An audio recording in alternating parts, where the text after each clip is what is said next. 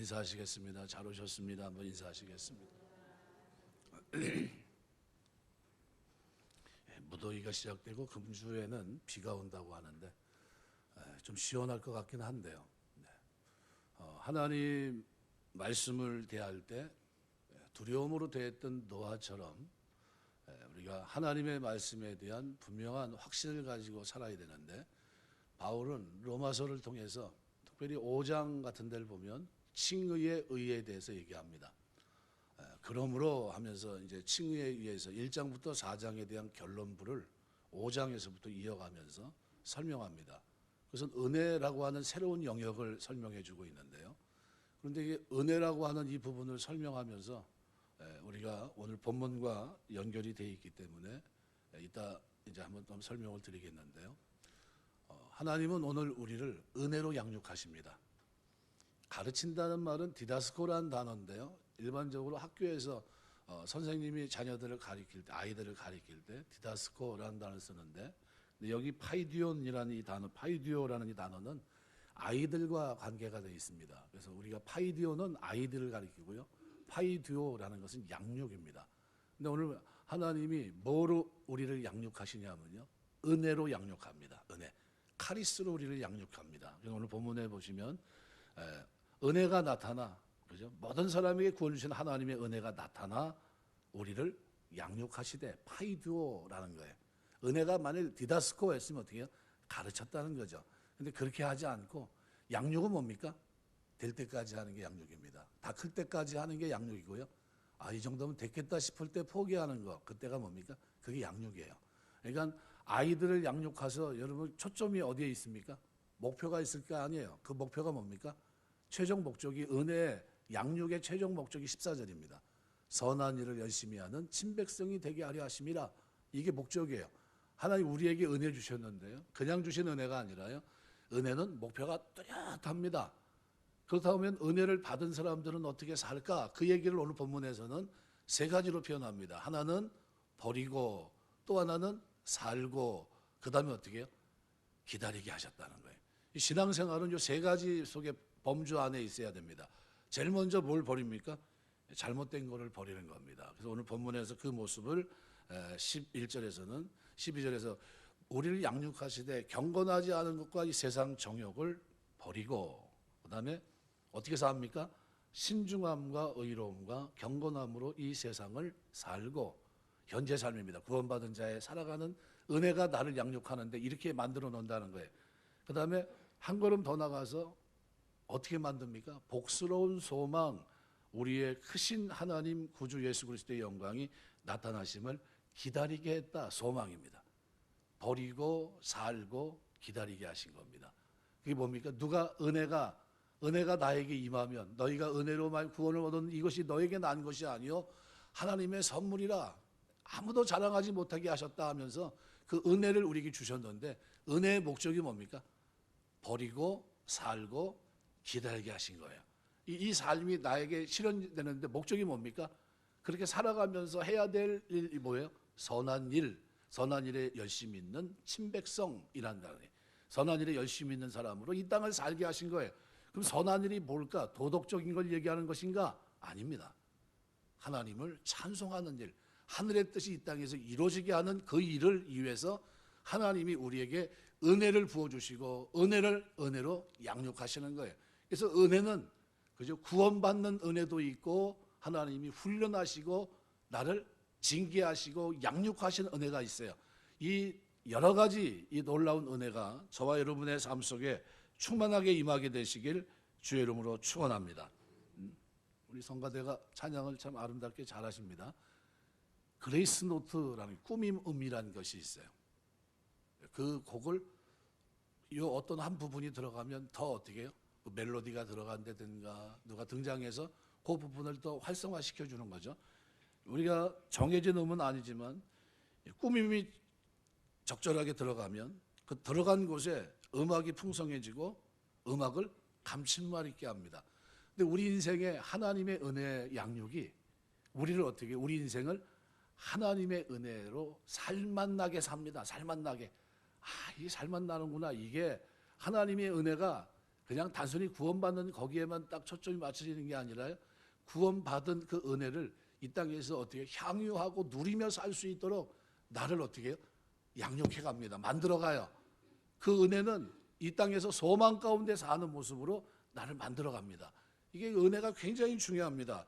그래서 오늘 본문에 보면 11절에서부터 왜냐하면 모든 사람에게 구원을 주시는 하나님의 은혜가 나타났다는, 에피파이노나 나타났다는 말은 원문으로 보면 11절 맨 앞절에 나와 있습니다. 맨 앞에. 그러니까 헬라 세계에서는 신이나 반신, 반인 또는 왕이 나타나는 상황에서 쓰는 동사가 에피파이노라는 단어인데, 이 단어를 지금 누가 쓰고 있습니까? 바울이 이 단어를 쓰면서 참된 은혜를 주시는 분은 누굽니까? 오직 예수 그리스도 이분이라는 거예요. 그러니까 로마 제국의 황제들이 아니라는 겁니다. 이 은혜는 구원을 주시는 은혜라는 거예요. 이 구원은 이런 모양으로 나타난다는 겁니다. 이 구원의 목적은 이거란 겁니다. 이거를 오늘 본문이 설명합니다. 그러면 이 본문을 대하면서 여러분들이 내가 구원받은 하나님의 자녀인데 은혜 속에 있는데 그럼 나는 뭐 해야 됩니까? 지금 그 은혜의 양육 속에 있어야 되는 겁니다. 아이가 이제 유치원 단계를 벗어서 이제 학교를 이제 초등학교에 이제 입학하게 됐는데 6년을 다녔는데 읽지도 못하고 계산도 못하고 그런 상태에 있다면 누구를 욕할까요? 선생님을 욕하겠습니까? 아니면은 아이를 욕할까요? 아이를 야단칠 겁니다. 왜요? 배우는 걸 누가 포기한 겁니까? 선생님은 계속해서 무슨 역할을 해요? 훈육하고 가르치고 하는 일을 몇 년간 했습니까? 6년간. 끊임없이 했을 거예요. 그런데 그거를 귀담아 듣지 않고 배우려고 하지 않고 딴짓하고 잠자고 도망가고 그러면서 그걸 기어이 배우지 않은 사람은 누굽니까? 아이예요. 그러면서 자기 부모는 누구를 야단쳐야 돼요? 아이를 야단쳐야 돼요. 야, 너 학교 가서 뭐하니? 선생님 말씀 들어야지. 그거 들었으면 뭐 했을까요? 계산도 할 줄 알았을 것이고 또 그다음 뭐예요? 책도 읽을 줄 알았을 것이고 토론을 해도 무슨 얘기인지 알 것이고 전반적인 사항들을 다 배웠을 겁니다. 하나님의 은혜가 그 역할을 합니다. 자라가게. 이 땅에서 신중함과 의로움과 거룩함을 가지고 이 땅을 살아낼 수 있도록 우리의 삶을 그렇게 만들어요. 하나님의 은혜가 첫 번째로 우리에게 나타나면요, 이 차별 없는 이 하나님의 은혜가 우리를 양육할 때 제일 먼저 나타나는 게 뭡니까? 과거를 버리게 합니다. 그래서 구원은요, 과거, 현재, 미래가 공존합니다. 내가 구원받았던 것은 단순한 지적인 동의로 끝나지 않습니다. 그 은혜는요, 은혜의 양육은 나를 서서히 어떻게 변화시킵니다. 인격, 사람 됨됨이를 통해 부모가 자식을 훈육하고 양육하듯이 그 은혜는 나를 어떻게 부모처럼 나를 어떻게 만들어 가십니다. 나를 만들어서 열매 맺는 사람으로 하나님의 뜻을 실천하고 하늘의 뜻이 이 땅에 이루어지는 거룩한 일을 이룰 수 있는 도구가 될 수 있게 하십니다. 그렇게 우리를 만들어가요. 그래서 로마서 5장에서 예수 그리스도의 신실함을 통해 얻은 의를 설명하고 있는데 6장에서는 그 은혜가 우리로 죄 아래 있지 않고 거룩한 삶을 살게 하고 영생을 얻게 한다는 것을 보여줍니다. 한번 로마서 6장 14절 15절 보시면 죄가 너희를 주장하지 못하니 이는 너희가 법 아래 있지 않고 은혜 아래 있음이라. 그런즉 어찌하리요 우리가 법 아래 있지 아니하고 은혜 아래 있으니 죄를 지으려 그럴 수 없느니라. 은혜 속에 있으면 어떻게 해요? 죄 가운데 살지 않습니다. 17절 18절에 보면 하나님께 감사하리로다 너희가 본래 죄의 종이더니 너희에게 전하여 준 바 교훈의 본을 마음으로 순종하여 죄로부터 해방되어 의에게 종이 되었느니라. 의의 진영에 속해서 이제는 말씀 따라 의의 삶을 살아간다는 거죠. 또 21절 23절 보면 너희가 그때 무슨 열매를 얻었느냐 이제는 너희가 그 일을 부끄러워하나니 이는 그 마지막이 사망임이라. 은혜 바깥에 있을 때 은혜가 적용되지 않았을 때 그때는 뭡니까? 죄의 싹은 사망이죠. 그러나 이제는 너희가 죄로부터 해방되고 하나님께 종이 되어 거룩함에 이르는 열매를 맺었으니 그 마지막은 영생이라. 죄의 싹은 사망이요 하나님의 은사는 그리스도 예수 주 안에 있는 영생이니라. 하나님의 은혜는 우리를 어떻게 해요? 바꿉니다. 버릴 것 버리게 하고 그리고 살아갈 때 모습이 이런 모습이 되게 하고요. 그리고 기다리며 살아가는 소망의 사람이 되게 합니다. 이런 은혜가 하나님의 은혜 양육함이 저와 여러분의 삶에 충만하게 임하게 되시길 주의 이름으로 축원합니다. 먼저 버려야 돼요. 경건치 않은 것, 그리고 세상 정욕, 이걸 버리게 하십니다. 이걸 버렸다고 했는데 원문에는 다가 없습니다. 그러니까 이걸 어떻게 부인하고 거부하고 포기하고 이건 아니다 하면서 돌아서란 거죠. 예수님은 제자들에게 누가복음 9장 23절에 보시면 무리에게 이르시되 아무든지 나를 따라오거든 자기를 부인하고 날마다 제 십자가를 지고 나를 따를 것이니라. 아르네사스 소라는 이 부인하고라는 단어는요, 하나님의 나라, 그리스도의 나라와 상관없는 모든 것, 이 세상과 땅에 속한 모든 것을 다 상대화하라, 이런 뜻입니다. 상대화하라. 그러니까 하나님 나라 가치관으로 재평가하라, 이런 뜻입니다. 바울의 말로는 배설물처럼 여기라는 거죠. 이건 디도서에서 말하는 경건치 않은 것과 이 세상 정욕을 다 부인하라, 이런 뜻입니다. 그거를 가지지 말라, 이런 겁니다. 이 경건하다는 말은 우리가 말하는 유세베스라는 단어인데, 경건하지 않은 것은 아세베이아라는 단어입니다. 이 단어는 말씀과 하나님 말씀과 뜻을 거스리는 삶의 태도입니다. 이걸 버리라는 거예요. 이 세상 정욕이라고 표현하고 있는데요, 이것은 굉장히 중립적인 단어로 욕망이라는 겁니다. 욕망, 아주 부정적인 의미로 쓰였는데요, 욕망과 욕구 자체는 본능입니다. 편하고 싶고 존경받으며 살고 싶고, 이것은 인간이 이 땅에 살아가면서 누리고 싶은 인간적인 욕망입니다. 그런데 그 욕망을 만족시키는 것을 삶의 목표로 삼을 때 그것은 정욕이 됩니다.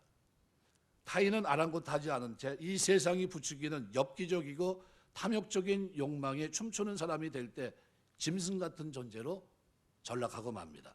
그러니까 하나님 나라와 의를 구하지 않는 욕망은 하나님이 주시는 이 모든 것을 의지하지 않고 내가 바라는 이 모든 것을 위해 우리의 돈과 시간, 모든 것을 거기에 쏟아붓게 만들어요.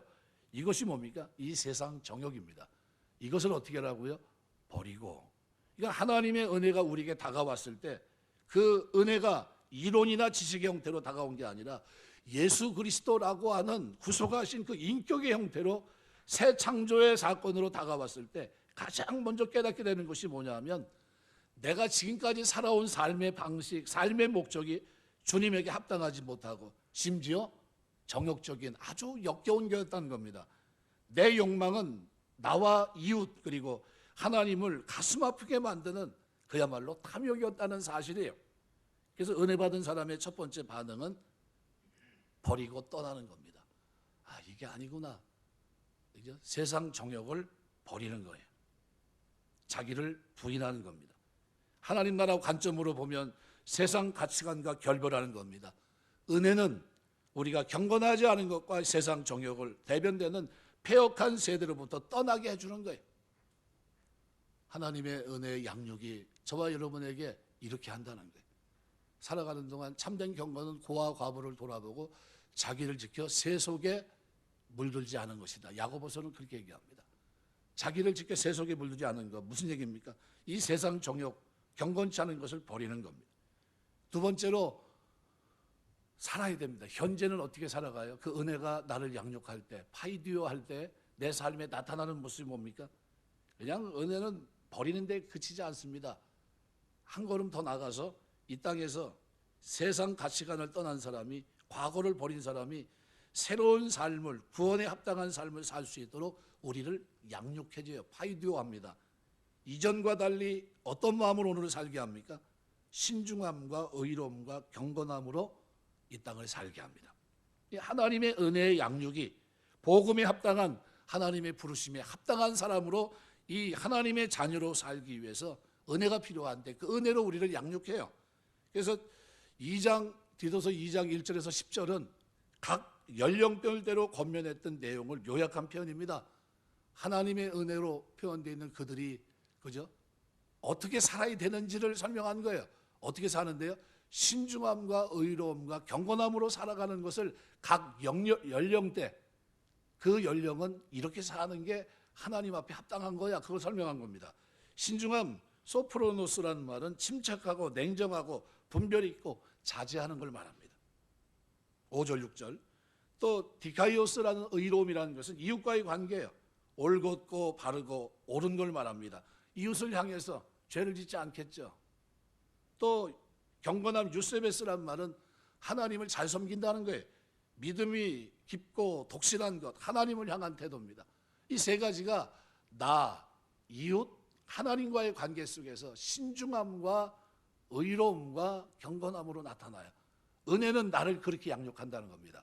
놀랍죠? 성령의 열매 9가지도 사랑, 희락, 화평, 오래 참음, 자비, 양성, 충성, 온유, 절제 9가지가 하나님을 향해, 이웃을 향해, 나를 향해서 맺혀지는 열매입니다.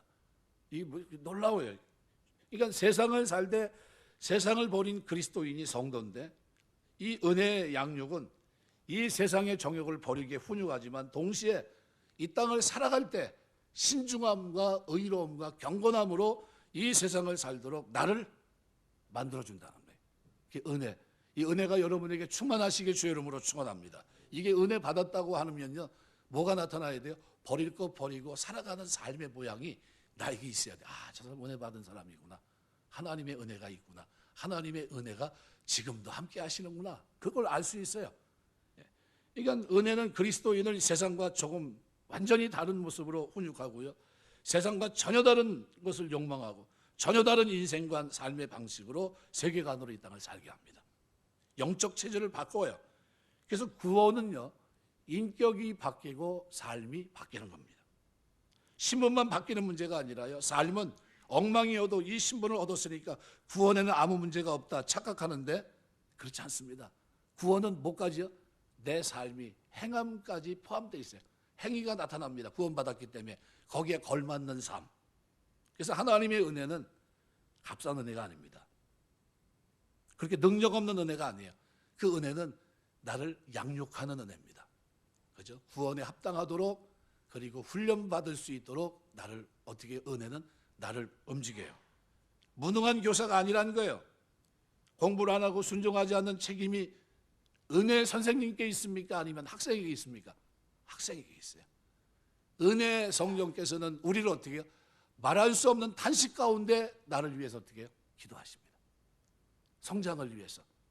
가만두지 않으세요. 은혜는 우리를 아무것도 할 수 없는 존재로 만들지 않습니다. 은혜는 우리에게 가장 인격적인 방식으로 다가옵니다. 말씀을 듣고 읽고 묵상하면서 깨닫게 하시면서 그 은혜 안에서 우리의 삶이 바뀌게 하세요. 은혜는 무조건 봐주기만 하는 것을 의미하지 않습니다. 은혜의 훈육에는 책망도 있고 경고도 포함되어 있어요. 심판을 내리는 것도 근거도 하나님의 은혜입니다. 그래서 그 은혜를 거절한 것에 대해서는 변명의 여지가 없어요. 내 삶에 이런 모습으로 살아가는 삶이 나에게 없다면 내가 은혜를 저버린 거예요. 하나님이 나에게 베푸시고 그렇게 되기를 기대했던 그 은혜를 저버리고 내 멋대로 사는데, 자기 좋을 대로, 자기 생각이 좋을 대로 살아가는 겁니다. 그러면 안 돼요. 우리 삶에는 은혜의 원리가 작동해야 됩니다. 은혜를 바라면서 그 사람의 각오와 단절하지 않았고 새로운 삶을 살지 않는다면 어떻게 된 걸까요? 그것은 은혜를 망각한 거예요. 은혜는 개념적인 이해 대상이 아닙니다. 은혜는 날마다 수용하고 경험되고 창조되도록 허용되는 겁니다. 은혜는 날마다 새로워지는 거예요. 여러분이 날마다 새롭게 되시길 주의 이름으로 축원합니다. 하나님의 은혜는요, 우리를 이렇게 변화시켜요. 아, 저 사람이 구원받은 사람이긴 어떻게 합니까? 그 은혜 속에서 신중함과 의로움과 경건함을 가지고 살아가는 것을 보면서, 아, 하나님의 은혜가, 저 사람이 옛날에 저런 사람이 아니었는데 예수 믿고 참 하나님의 은혜 참 감사하다.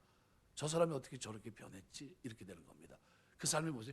구원받은 은혜가 삶 속에 버리고 살아가는 삶의 모양이 나타난 거예요. 그리고 그 삶에는 뚜렷하게 나타난 것이 뭡니까?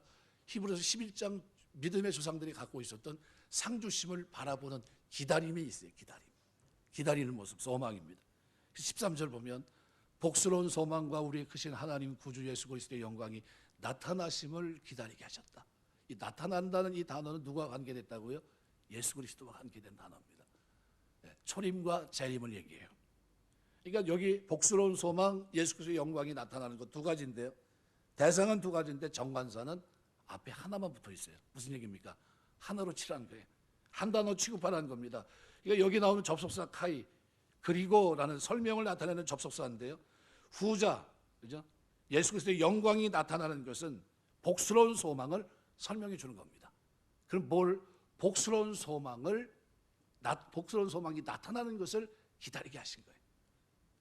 우리 예수 믿으면서 그런 얘기하면 엉뚱한 얘기를 합니다. 뭐라냐면 난 예수를 믿는데 천국은 안 왔으면 좋겠어. 이렇게 얘기한다면 황당한 거야. 이게 뭐지? 이 사람 무슨 얘기를 하는 거야? 말도 안 돼. 엉뚱한 말도 안 되는 얘기를 하는 거거든요.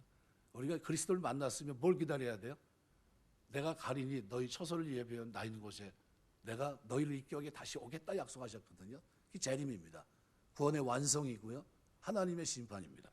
그러니까 디도서 1장은 그래서 이걸 설명하면서 바울은 그 소망을 예수께서 다시 오셔서 우리 앞에 영광으로 나타나실 날을 소망하게 해준다. 이렇게 얘기합니다.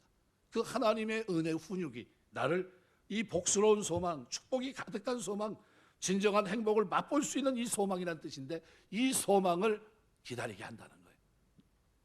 살아가면서 이 영생의 소망이 여러분의 진정한 소망이 되시길 주의 이름으로 축원합니다. 그래서 디도서 1장은 바울은 자기의 사도된 이유가 뭡니까? 영생의 소망 때문이라는 거예요. 그 소망이 있었기 때문에 성도는 믿음으로 경건한 진리를 붙잡고 살 수 있다고 말합니다. 미래의 소망이 현재 그리스도인들을 이 땅에서 신중하고 의롭고 경건하게 살 수 있게 합니다. 그래서 믿음으로 의롭다함을 받은 것을 그토록 강조하고 있는 로마서 이신칭의의 교리에서요. 바울은 로마서 8장 24절에서 이렇게 표현합니다. 우리가 소망으로 구원을 얻었음에 기다림으로 구원을 얻었다는 거예요. 보이는 소망이 소망이 아니니 보는 것을 누가 말하리요. 여러분에게 이 땅에 다시 오실 그리스도를 기다리는 이 기다림이 나타나심을 기다리는 이 소망이 여러분이 있게 되시길 주의 이름으로 축원합니다.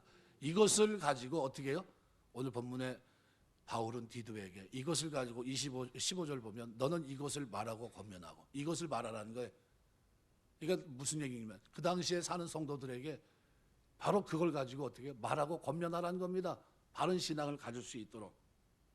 소망이 없이는요 믿음의 결단이 불가능하기 때문에 이렇게 말합니다. 그리스도인들은 두 가지 나타나심 속에 끼어 있습니다. 초림과 재림 사이에 끼어 있어요. 첫 번째 초림은 성육신 사건이고요. 그리고 13절은 예수님의 재림입니다. 예수 그리스도의 초림으로 나타난 은혜를 덧입어 그분이 다시 나타나는 재림 때까지 우리는 경건하지 않은 것과 세상 정욕을 버리고 신중함과 의로움과 경건함으로 사는 것이 그리스도인들의 본분입니다. 추석을 하면서 성경을 기록하면서요. 원문에도 없는 다를 집어넣었어요. 버릴 것 정확하게 다 버리라는 거예요. 예. 그 왜 성경 저자 이걸 번역하는 과정에서 원문에도 없는 다 경건함 뭐예요? 경건하지 않은 것 세상 정욕을 버려라 그렇게 해가지고는 버릴 것 같지 않으니까 돌아설 것 같지 않으니까 뭘 집어넣었다고요? 다 거기에 생각해봐서 이것이 하나님 원하는 것이 아니다 하는 그걸 다 어떻게 해요?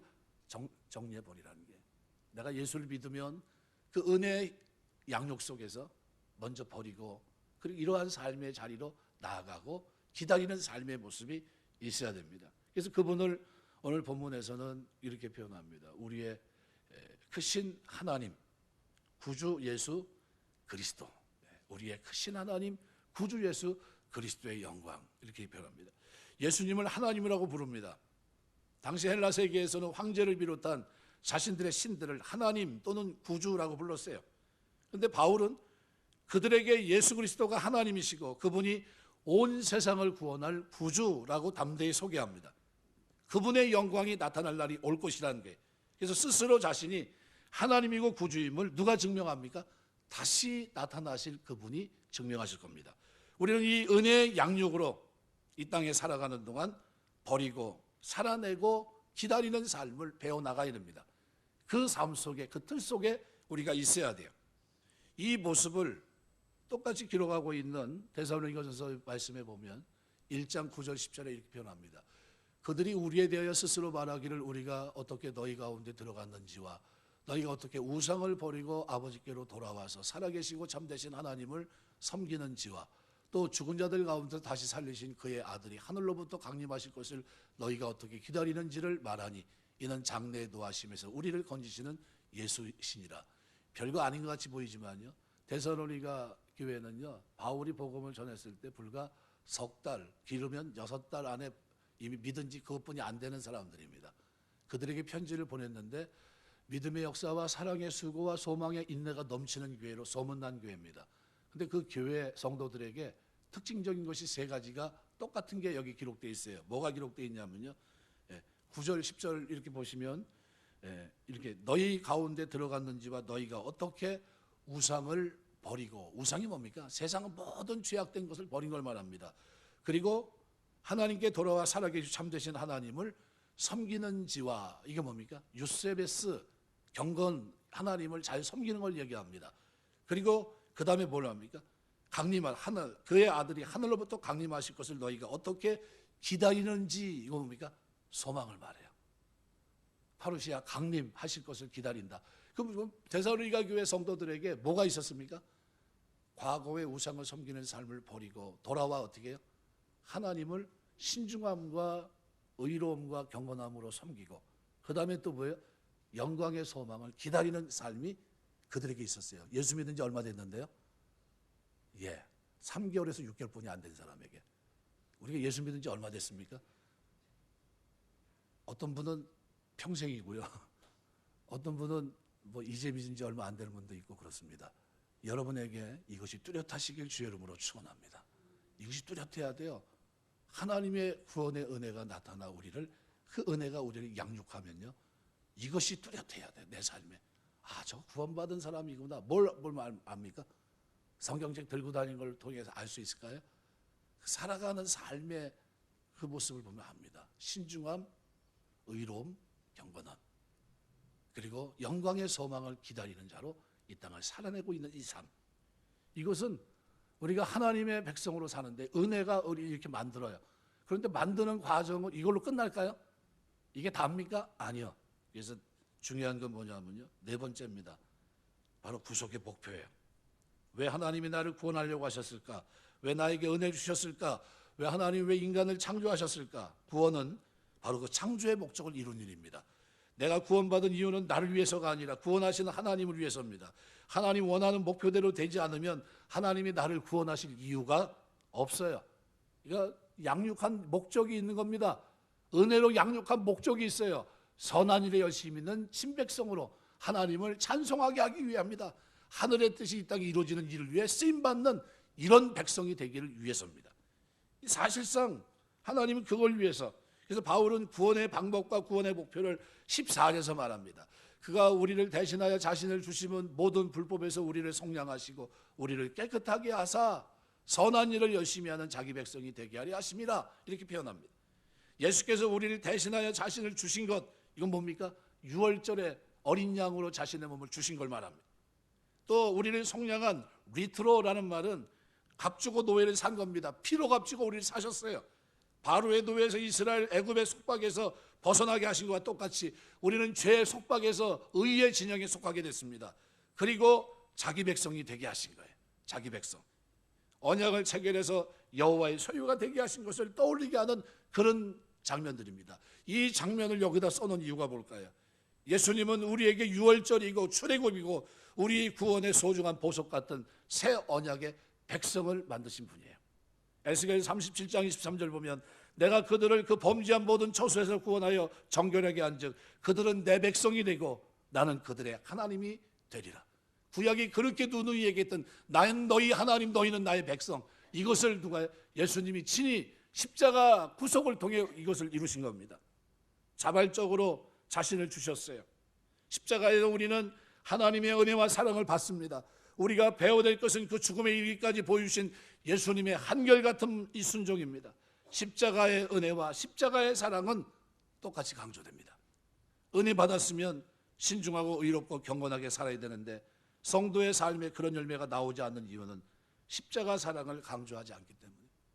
십자가의 사랑, 어떤 사랑입니까? 죄인들을 위해 자신을 내어준 사랑이에요. 그를 위해 피 흘리고 죽기까지 순종한 사랑입니다. 그러면 우리도 우리 자신을 내어줘야 돼요. 우리 자신을 산제물로 하나님께 내어드려야 됩니다. 이제는 내가 산 것 아니요 내 안에 그리스도께서 하신 것이라 하면서 믿음으로 사는 삶을 우리는 살아내야 됩니다. 의의 종으로, 이제는 죄의 종이 아니라 우리 뜻대로 사는 것이 아니라 주의 뜻대로 의의 종으로 의의 진영에 속한 하나님의 구속받은 백성이 됐기 때문에 거기에 걸맞는 삶을 살아야 됩니다. 그분의 십자가의 은혜가 오늘 우리가 거룩하고 의롭고 흠없게 살 수 있도록 하는 원동적인 이유가 여기 있습니다. 내어줌의 두 가지 결과가 뭡니까? 속량과 깨끗하게 하시며 모든 불법에서 속량됐습니다. 모든 속량은 값을 치르고 되찾아오는 것을 말합니다. 또 깨끗하게 됐어요. 그리스도의 피로 죄를 용서받았습니다. 이제 부정했던 과거의 삶을 단절하고 거룩하고 순결한 하나님 백성으로 우리가 살아야 돼요. 이 내어줌의 결과예요. 속량과 깨끗하게 됐어요. 용서받은 겁니다. 허물의 사함을 얻고 죄의 가르침을 받은 자는 복이 있다. 여호와께 정죄를 당치 않은 자는 복이 있다고 했는데 그 복을 우리가 누리는 겁니다. 누구 때문에요? 예수님 때문에. 그리고 내어줌의 목표가 뭡니까? 왜 자신을 죽음까지 내어주셨습니까? 왜 피를 값주고 우리를 사셨습니까? 목표가 뭡니까? 왜 우리를 속량하시고 깨끗하게 하십니까? 그렇게 된 사람만이 이 땅에서 이렇게 살 수 있기 때문에 선한 일에 열심히 있는 자기 백성이 되게 하시기 위해서요. 선한 일을 열심히 하는 자기 백성, 이것이 창조의 목적이고 구속의 목표예요. 하나님 백성이 누굽니까? 선한 일을 열심히 하는 백성이에요. 이 땅에 살면서 열심히 선한 일을 하신 여러분 되시길 주의 이름으로 축원합니다. 자기 백성이란 말은 아주 특별한 백성을 말해요. 특별한 백성. 구약에서 이스라엘에게 사용됐던 표현입니다. 이를 통해 바울은 교회와 성도는 새 언약 관계 속에 있는 이스라엘이라고 정의하고 싶었던 거예요. 그들은 하나님이 구약에서 말했던 자기 백성이라는 거예요. 선한 일을 오해하시면 안 됩니다. 그냥 도덕적으로 착하게 살라고 그런 얘기가 아니에요. 예배서 1장 6절은 우리에게 거저주시는 바 이렇게 여깁니다. 이는 그가 사랑하는 자 안에서 우리에게 거저주시는 바 그의 은혜의 영광을 찬송하게 하려는 것이라. 예배서 1장 12절 이는 우리가 그리스도 안에서 전부터 바라던 하나님의 영광의 찬송이 되게 하라 하십니다. 14절 또 14절 볼까요? 이는 우리의 기업의 보증이 되사 그 얻으신 것을 속량하시고 그 영광을 찬송하게 하려 하십니다. 그러니까 하나님을 찬송하게 하는 것, 이것이 뭡니까? 창조와 구속의 목적이란. 예배서 2장 8절에서 10절 보면 이렇게 말합니다. 너희는 그 은혜로 인하여 믿음으로 말미암아 구원을 받았으니 이것이 너에게 난 것이 아니요 하나님의 선물이라. 행위에 난 것이 아니 이는 누구든지 자랑하지 못하게 함이라. 10절 보면 우리는 그가 만드신 바라. 완벽한 작품이라는 거예요. 그리스도 예수 안에서 선한 일을 위해 지으심을 받은 자니 이 일은 하나님이 전에 예비해서 우리로 그 가운데 행하게 하려 하십니다. 어떻게 해요? 선한 일을 위해 지으심을 받은 자니, 은혜가 양육해서 목표가 뭡니까? 선한 일을 위해 지으심을 받은 그 목적을 향해 달려가게 합니다. 이 일은 하나님이 전에 예비하사 우리로 그 가운데 행하게 하려 하십니다. 이거를 예비하시고 그렇게 살게 하셨다는 거예요. 하늘의 뜻이 이 땅에 이루어지는 이것을 위해 일하고 열심히 달려가는 게 선한 일입니다. 하늘의 뜻이 이 땅에 이루어지게 하려는 이거죠. 하늘에 있는 것이나 땅에 있는 것이나 다 그리스도 안에 통일되게 하십니다. 예배서 1장 10절. 선한 일 자체가 하나님께 기쁨이고 찬송이 되는 이유는 바로 하늘에 있는 것, 하늘의 뜻이 이 땅에서 이루어지시기 때문입니다. 하늘의 뜻과 땅의 뜻이 하나가 되는 겁니다. 무엇이 선한 일입니까? 하나님의 뜻을 이 땅에서 실현하는 것, 하나님의 의를 이루는 일, 하나님 나라를 이 땅에 실현해 나가고 사는 것, 그것이 성도들이 은혜의 목표, 마지막 목표, 바로 선한 일입니다. 착한 일. 그 선한 일, 그렇게 하기 위해 교회는 어떻게 해야 되는가, 이것을 보여준 책이 예배소서예요. 1장에서 6장까지 그걸 설명한 겁니다. 교회는 이렇게 살아야 된다는 거예요. 바울은 디도서 2장 1절에서 10절에서 바로 그 선한 일을 위해서 어떻게 살아가는 것이 선한 일인가, 이거를 나이대별로 설명한 게 디도서 1장 2장 1절에서 10절입니다. 성도들이 자기 연령대에 어떻게 사는 것이 선한 일을 열심히 사는 백성인지, 이 삶인지를 보여준 겁니다. 그래서 바울은 예배소에 있는 디모데에게 편지를 하면서 예배소 성도들에게 성경을 가르쳐야 되는 이유를 설명합니다. 디모데후서 3장 16절 17절에 이렇게 표현합니다. 모든 성경은 하나님의 감동으로 된 것으로 교훈과 책망과 바르게 함과 의로 교육하기 유익하니 이는 하나님의 사람으로 온전하게 하며, 그 다음 뭐라고 얘기합니까? 모든 선한 일을 행할 능력을 갖추게 하려 합니다. 하나님의 은혜 양육, 파이디오, 이 양육이 우리로 하여금 뭐를 합니까? 선한 일을 행할 능력을 갖추게 하는 겁니다. 그 역할을 누가 합니까? 성령과 말씀이 하는 거예요. 그 말씀을 통해 하나님이 오늘 우리를 그렇게 양육합니다. 말씀했겠습니다. 선한 일을 행할 수 있는 사람을 만드시기 위해서, 하나님의 뜻을 실현할 수 있는 사람을 만드시는 것이 우리의 은혜의 최종 목적입니다. 하나님 말씀이 지속적으로 그 은혜를 잊지 않게 하시고 성령께서 그 말씀을 들을 때마다 기억나게 하시고 들을 때마다 깨닫게 하시고 들을 때마다 역사하는 이유가 뭡니까? 하나님의 뜻을 이 땅에 이루는 선한 일에 열심히 있는 친백성으로 이 땅을 살게 하시기 위해서요. 이 양육을 하나님이 지금 하고 계십니다. 이 양육 속에 오늘 우리가 이 땅을 살아갑니다. 버릴 거 버리고 이 땅을 살아내는데 어떻게 살아갑니까? 신중하고 의롭고 경건함으로. 요셉이야 하나님을 잘 섬긴다는 거예요. 그리고 하늘에 대한 소망, 나타나실 그 소망을 가지고 영광의 소망을 바라보며 이 땅을 살아가되 하늘의 뜻이 이 땅에 이루어지는 선한 일을 위해서 지음을 은혜의 양육을 받았다는 거예요. 이게 목적입니다. 그러면 어떻게 살아가야 됩니까? 하나님의 이름에 열심을 품고 살아야 돼요. 부지런하여 게으르지 말고. 한번 따라서 하시겠습니다. 부지런하여 게으르지 말고 열심을 품고 주를 섬기자. 이것이 우리의 삶이 되어야 되는 겁니다. 마지못해 그 길을 걷는 게 아니라 하나님의 은혜, 파이도 이 양육이 나로 하여금 세상 모든 정욕 이것을 버리고 그 모든 하나님이 기뻐하지 않는 불경건한 것들을 버리고 나로 하여금 신중함과 의로움과 경건함으로 이 땅을 살고 영광의 소망을 기다리며 살게. 그러면서 사는 동안 뭐합니까? 섬에 가서 살라고 그런 얘기가 아니에요. 어디서 삽니까? 도시 한복판에 우상이 들끓는 그 한복판에서 살면서 뭐를 어떻게 살아갑니까? 그 속에서 보란듯이 하늘의 뜻이 이 땅에 이루어지는 이 거룩한 말씀의 성취가 이루어지는 그 일을 위해서 열심을 품고 달려가는 백성, 이거를 만들려고 하나님은 우리에게 은혜를 물붓듯 부어주신 겁니다. 은혜에 부응하시는 여러분 되시길 주의 이름으로 축원합니다. 은혜가 헛되지 않고 하나님을 나를 향한 기대가, 이 기대가 너무 커요. 실망하지 않게 하셔야 돼요. 부르심에 합당한 모습이 되어야 될 줄 믿습니다. 살아가면서 나는 지금 어느 정도인가, 어느 정도 성장해서 하나님의 일을 감당할 때 내 마음은 어느 정도인가, 가자 하는데 가지 못하는 모습은 아닌가, 하자 하는데 하지 못하는 모습은 아닌가. 하나님의 영광을 위해서 이 땅에 살아갈 때 순례자로 살아가는 동안 하늘의 뜻이 이 땅에 이루어진 것처럼 그 거룩한 일을 위해 선한 일에 지으심을 받은 은혜의 양육자로 이 땅을 하나님의 은혜를 향유하며 살아가는 그 모습이 오늘 동탄제일교회 출입하는 모든 성도들의 삶 속에 충만하게 나타나게 되시길 주의 이름으로 축원합니다. 기도하겠습니다.